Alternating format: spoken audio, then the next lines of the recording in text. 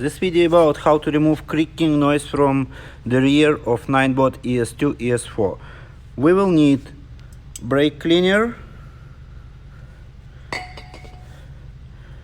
some kind of pressurized air, and some kind of lubricant.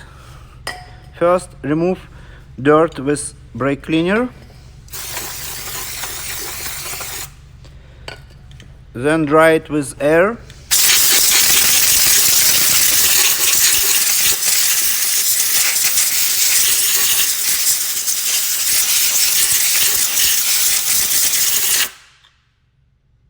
And use loop on all connections and on shock absorber, but not too much.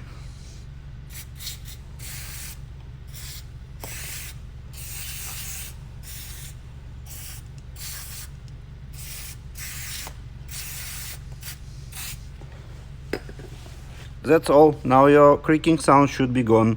If no, repeat procedure.